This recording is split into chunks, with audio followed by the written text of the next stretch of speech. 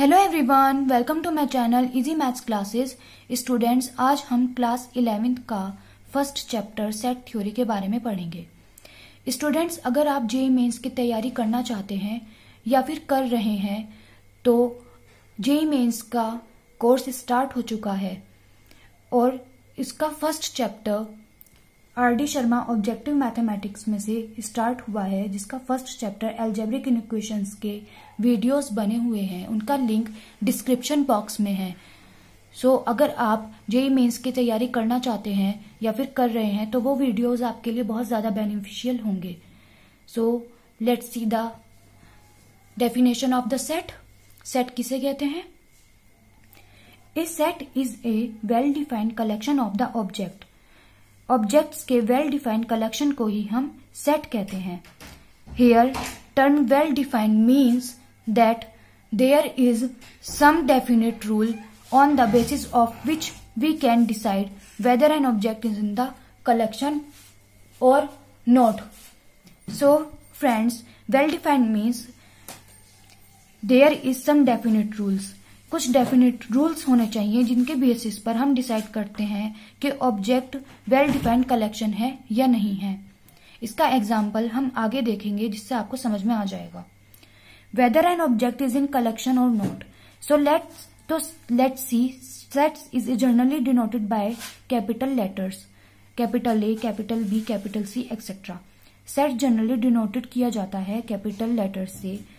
If an object small a is in the set A and set B, अगर कोई object small a set A और set B में है, then we can say that small a is an element of set A. Element a है वो capital A set का element है। और हम ये भी कह सकते हैं ए बिलोंग्स टू सेट ए।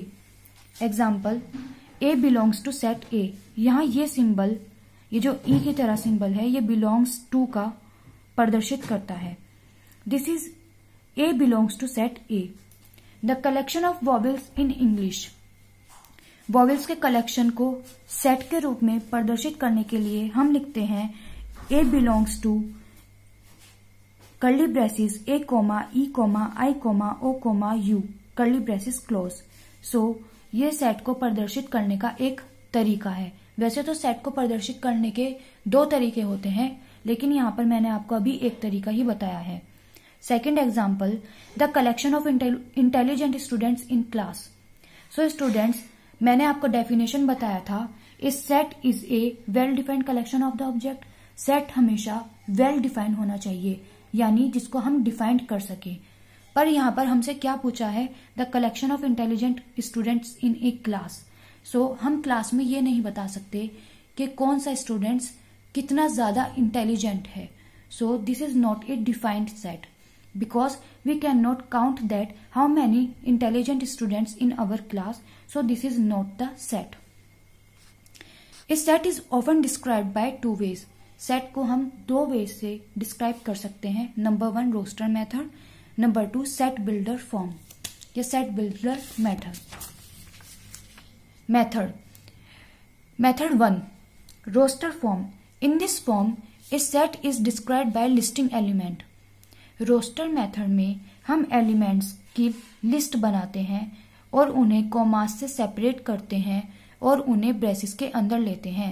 जैसे ये एग्जाम्पल मैंने आपको पहले भी कराया था, the vowels in English A, E, I, O, U. So this is a roster form. Set builder form. In such case the set is described by P such that Px holds or X such that Px hold. The symbol this and this is read as such that. Example,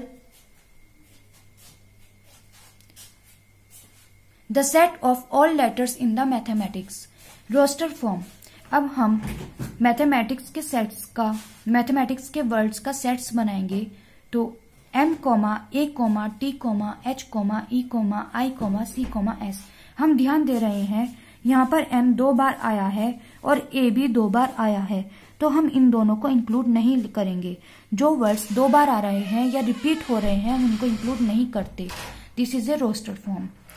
the set of all even natural number, इसको हमें set builder form में लिखना है।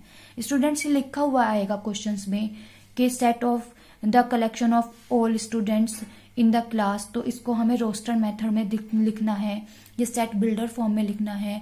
ये examiner आपसे खुद पूछेगा, तो आपको ज्यादा टेंशन लेने की जरूरत नहीं है कि हमें कैसे पता चलेगा कि हम इसे रोस्टर मेथड में लिखें या सेट बिल्डर फॉर्म में लिखें। x such that x equal to 2n, we know that the set builder form is represented by this and this, so हम इसको लिखेंगे x such that x equal to 2n where n belongs to n, capital n means natural number, और हम इसे ऐसे भी लिख सकते हैं 2n such that n belongs to n।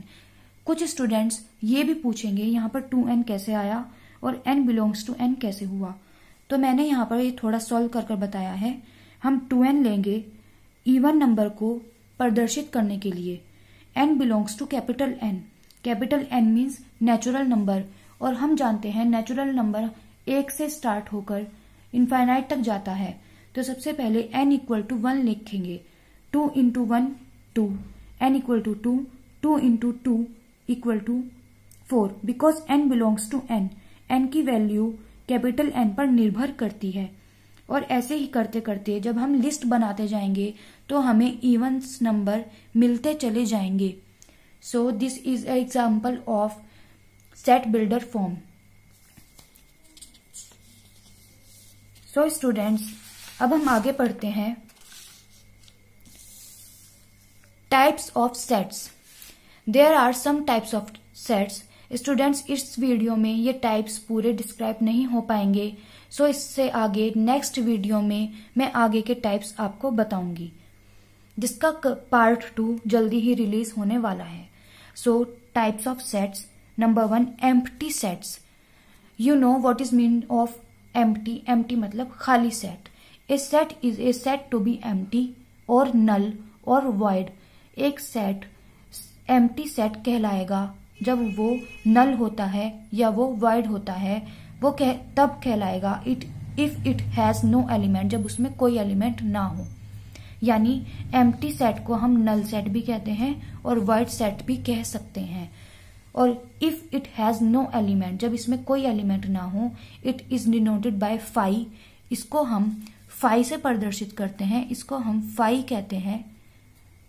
और ये हमारा एम्प्टी ब्रेसेस है, यानी इसके अंदर कोई एलिमेंट नहीं है, तो ये एम्प्टी सेट है।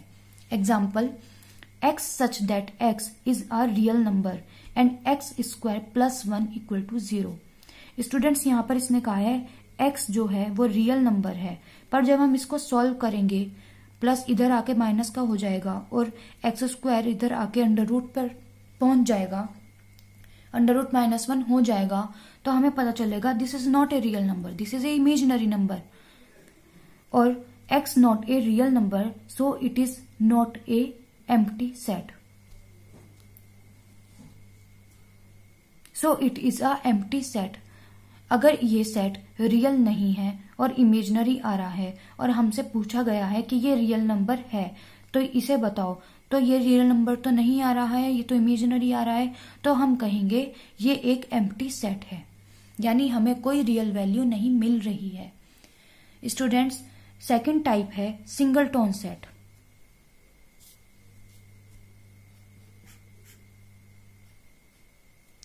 Single tone set, a set consisting of a single element is called single tone set. जब कोई सेट एक सिंगल एलिमेंट रखता है उसको हम सिंगल टोन सेट कहते हैं। Finite set, a set is called a finite set if it is either a void set or its element can be listed, counted, labeled by a natural number 1, 2, 3, 4, etc. and the process of listing terminates at a certain number n से। इसका मतलब है finite set उसे कहते हैं जिसमें हम list elements के लिस्ट को काउंट कर सकते हैं। For example, the collection of all stars in sky. क्या आप स्काई में साथ जितने भी तारे हैं सबको काउंट कर सकते हैं? This is not a finite set.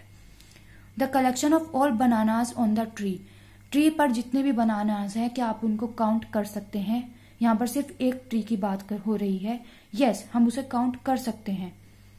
So this is a finite set. So जिस सेट में एलिमेंट काउंटेबल होते हैं उन्हें हम फाइनाइट सेट कहते हैं, और जिस सेट में एलिमेंट्स काउंटेबल नहीं होते उसे हम इनफाइनाइट सेट कहते हैं। स्टूडेंट्स, टाइप्स ऑफ सेट्स में हमने एम्प्टी सेट पढ़ा, सिंगलटोन सेट्स पढ़ा, और अब सबसेट पढ़ना बाकी रह रहा है, पावर सेट रह रहा है, यूनिवर्सल सेट रह रहा है, और ऑपरेशंस ऑफ सेट भी हम पढ़ेंगे नेक्स्ट वीडियो में। सो अगर ये आपको वीडियो बहुत यूजफुल लगी so please like, share and subscribe my channel and share with your friends, जिससे ये वीडियो ज्यादा से ज्यादा बच्चों तक पहुंच सके और उन्हें हेल्प मिल सके। Thank you.